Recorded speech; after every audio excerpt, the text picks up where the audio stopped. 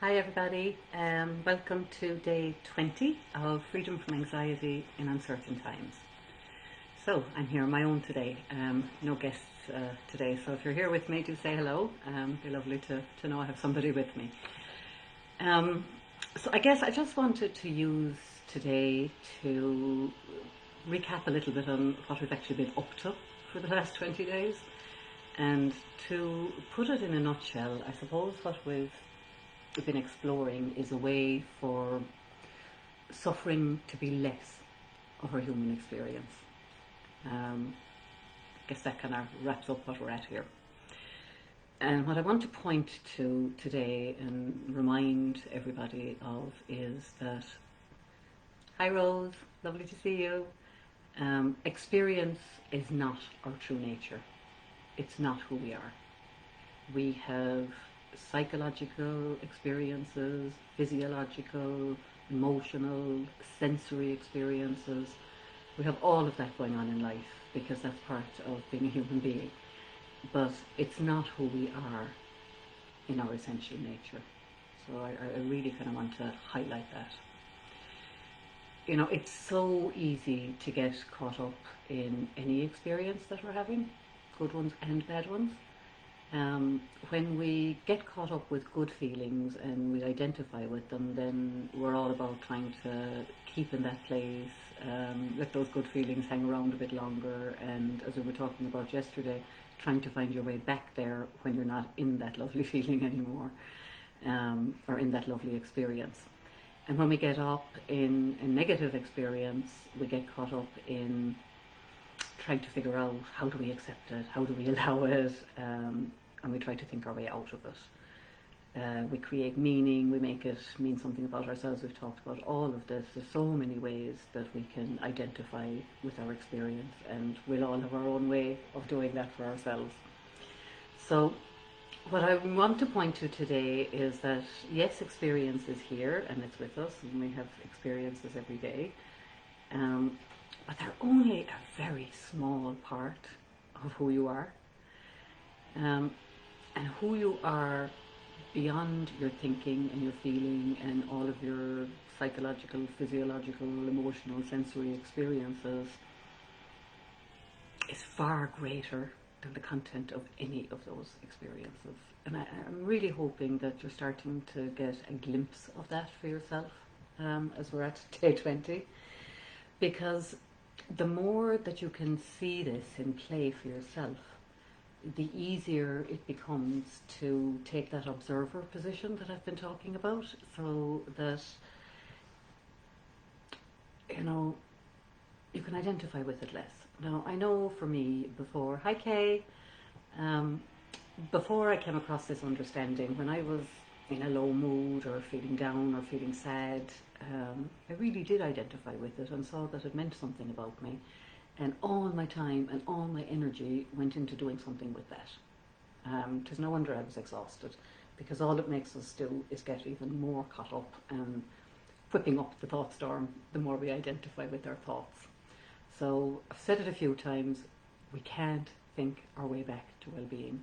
And this is just another example of, I guess, how we try to do that. You know, by trying, even when we see that it's thought, then trying to do something with that. So I have another little Einstein quote today, and again, it's probably not the exact words, but it's something along the line that we can't solve a problem at the same level of consciousness at which it was created.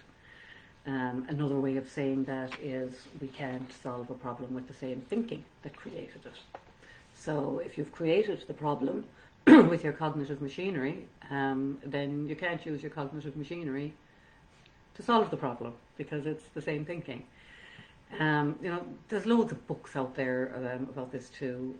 Wherever you go, there you are is another way of saying that, you know, we carry our thinking with us wherever we go, and that if we think that it's all the things that are going on outside of us that are causing us to feel bad, then no matter where we go physically in life, you can travel the world, but you're still going to see all that in the same way, because you carry your thinking with you. And if you believe that you're thinking that everything outside is determining how you feel inside, then it really doesn't matter where you take yourself, because the thinking will be with you and nothing will shift. There's another book called What Got You Here Won't Get You There. So, you know, they're kind of tongue-in-cheek, but they all point to the same thing. The point, and what I'm trying to point to, is that we can't use what's up here to think our way back to well-being when we fall out of it. But what I also want to say is that all of this experience, good, bad and indifferent, doesn't matter an iota, because it doesn't have any impact on who you are beyond all of your thinking and all of your feeling and all of the experiences. So hopefully that'll take a bit of the pressure off and make you feel a bit more light. But the question then becomes, you know, how do I not identify with my thoughts and my feelings? If we can't think our way out of it, then, you know, how do I not do that? So what you can do is you can notice and start to see for yourself more and more how your own experiences are created by your own thinking. Because as soon as you see that, you won't identify with it anymore. So these are the little green shoots that I spoke about last week. So even if you have one tiny little thing that you've seen over the last 20 days, where you can clearly see that your own thinking has created the experience, that's the learning ground. They're the green shoots, and that's where the nurturing comes in. So the way to nurture your green shoots is to look more in that direction and to see, even if it's a tiny, tiny, tiny little example of how you can see your own thinking playing out and creating an experience for you. If you know that, then you can be open to the possibility that maybe it's the same for everything. Even though it doesn't look like that right now, and it doesn't feel like that right now, and that's not your experience right now, if you can see it in one area, then that gives hope and possibility in all the other areas too, where you can't see it yet, but you will. It's absolutely okay that you have areas where you see nothing yet. Me too. This is an ongoing journey. I imagine we'll be on it for the rest of our lives, really, because there's always more to see at a deeper and deeper level. So Julie's here. Hello, Julie. Lovely to see you.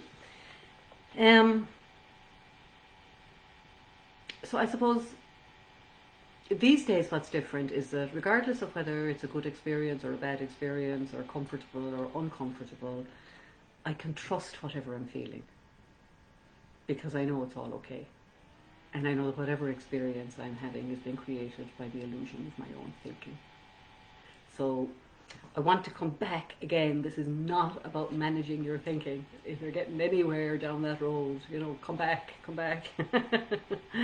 It's not about trying to manage what you identify with in terms of your own thinking, but what it is about is relaxing into what you already see.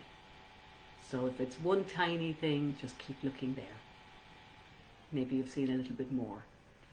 And as I said on day one, my hope is that you'll see a chink of light, or you'll get some glimpse of what I'm talking about here. Because when you can relax into trusting that all experience of life is okay, because it's not who you really are, and you recognize what you really have going for you inside, and that you have so much more going for you than just your thinking. That's the beauty of this whole understanding. I mean, that's it right there.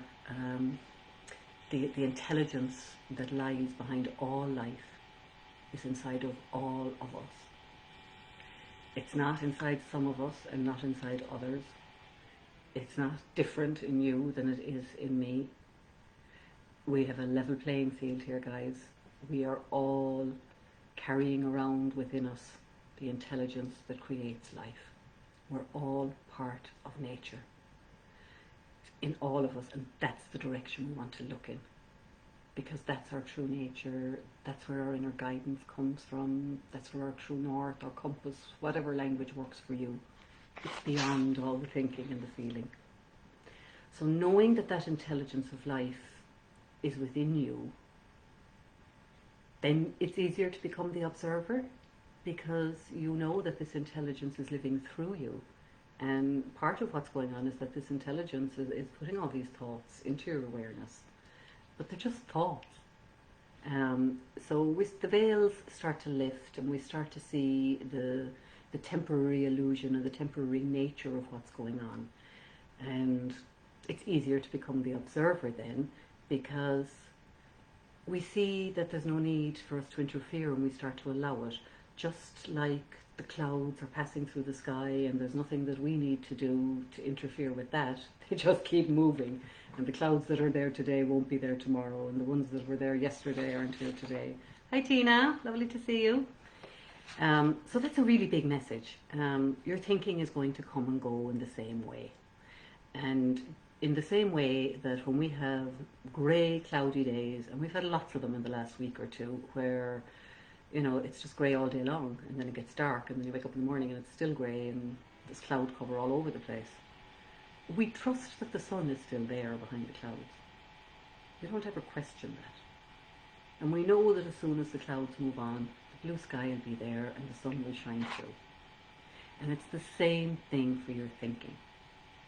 Once you realize that they're like clouds passing through the sky, and that you can allow them and not interfere with them, your own sun, your own essential nature, your own true nature is always there, regardless of what thinking and feeling and experience is going on for you. So you just start to trust that. And that's the benefit of seeing one tiny little glimpse of this for yourself. And I'm hoping that the fact that so many people continue to show up here and listen every day, that you are starting to hear something, and you're starting to get new eyes for this, and starting to feel a little bit of relief. So that's what I'm going to keep pointing to, and see where it takes us.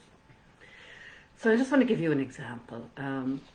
One of my fears, I suppose, was a fear of heights, and it's still a fear to some degree, if I'm honest. It's not gone altogether, but how it would play out. It wasn't something I dealt with every day. It wasn't a daily fear that showed up for me, but anytime I'd go to watch a rugby match or go to a music concert, it would show up. And it really started to show up, so I could notice it when we first moved to the United States, and we started going to these huge stadiums to see concerts and that. And I quickly realised that rows N, O and P were as far as I could go. Take me beyond P up into Q, R and S and forget it. I couldn't do it. I just could not be there. The vertigo would kick in, all the fearful thinking would kick in, I was sure I was going to fall, and I just couldn't enjoy the concert or the game, whatever we were there to see, because I was just so caught up in thinking this was the end for me, and my life was at stake. So that was that's one example.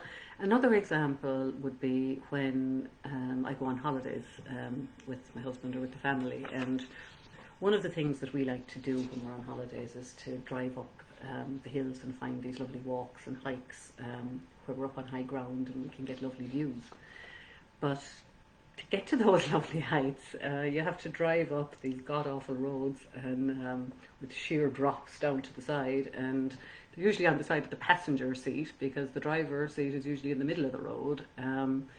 So the way that this played out for me was we'd go on these drives and I'd be gripping onto the handle of the door and whatever was on the other side of me, and my eyes would be shut tight and I'd be just tight and tense in my body, and I'd just be holding on for dear life, thinking this was the end for my family. We were all going to go over and we'd never be seen again, and just couldn't cope with that. It was debilitating. And for a long time my husband and kids thought this was great fun. Look at Mem, like she's at it again, and she's having a freak out show over there. And but I did go through it because I wanted to get to the top and I wanted to go on the lovely walks, and this was my coping mechanism for getting there. So last year, when we went on holidays, we got in the car and we started heading to the hills as we usually do. And I was keen to see what would show up for me in my own thinking and my own experience, because this had been such a doozy for me beforehand. And what happened was it just didn't show up. And maybe it's a good thing it didn't, well, it is a good thing it didn't show up, but as we were going up the hills driving, I was in a place where I was keen to observe my thinking and see what the thinking was going to be. And that wasn't necessarily probably a great tactic either, because I was going to get caught up in it if it did show up, because I was leaning into it. But it didn't show up. And I don't know why it didn't show up, and I can't tell you exactly what insight I had that made that go away. But it really points to the fact that when we start to get eyes for this understanding and we start to trust in the process of life, that a lot of this thinking just disappears on its own. And that's why there's always so much less to do than we think. Because it's a byproduct of understanding. It's not a doing. It's a happening. And what happened for me last year was, as we were driving up the hills and I realized that I didn't have any thinking, I relaxed. And I'm getting goosebumps now even talking about it, because as I relaxed, I had the most beautiful, extraordinary experience of being at one and being part of nature. That had never happened to me before. It hasn't happened since either, but it was a beautiful, beautiful experience. I just completely fell out of my thinking. There was no thinking there, and I was just in this gorgeous experience of being in life. So that's what's on offer. Now, when it comes to the stadiums, I still only go to row P, and I won't go any further than that. But I'm not bought into the thinking. The thinking still comes when I go to a stadium. I haven't been there this year, mind you, with lockdown and that, but maybe that'll change too. But I don't jump on board the train of that thinking. And I don't make it have meaning about me. And I don't identify with it. Yeah, I still have discomfort. Yeah, it still feels rotten. But I can see the illusion of it now. And I can see the experience that I'm having of fear and being fearful is a product and a creation of my own thinking. And once I can see through the illusion of that, then that's really helpful. So why am I illustrating that? I'm telling you this because I suppose I really do want to point you to the fact that even when you get this understanding and you start listening to your true nature a little bit more, that doesn't mean that there won't be any discomfort, or that you won't have experiences that you probably prefer you didn't have from time to time. But you will be able to go beyond that feeling of having the fear and see where the fear is coming from, and it won't have the same grip on you anymore, and it won't stop you, and it won't limit you in the way that it has done up to now, whatever your own fears are.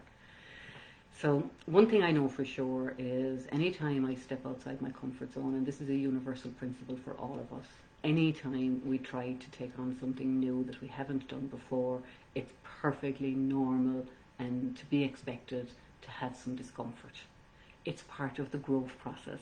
It's part of getting outside of the comfort zone. But it can raise and does raise a lot of thinking for us as humans when the discomfort kicks in.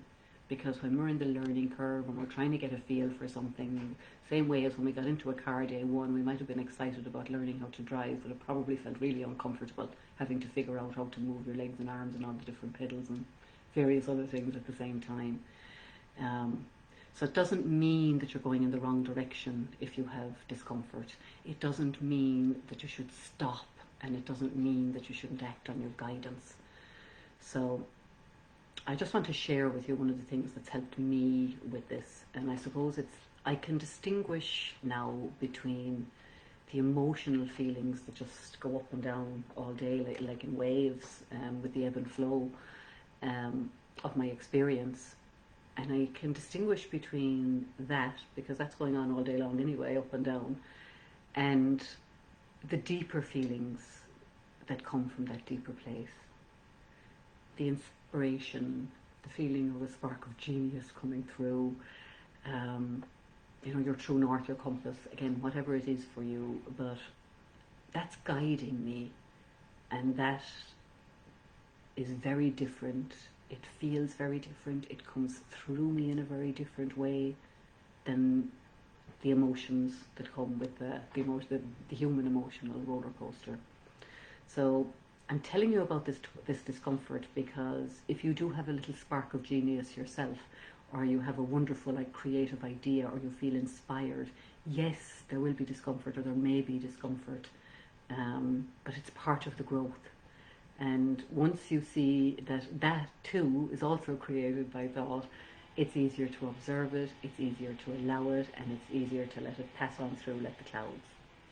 So discomfort, like all other human feelings, is a signal from your deeper nature to let you know what kind of thinking that you're having. Fearful thinking, insecure thinking, stressful thinking, anxious thinking, joyful thinking, happy thinking, peaceful thinking, whatever it is, doesn't matter. Whatever you're feeling, that emotional feeling in your body, is a signal from your true nature to let you know what kind of thinking that you're having. Now, you don't need to go in and figure out the content of it. It's enough to know that if I'm feeling fear in my body, then I'm having fearful thinking.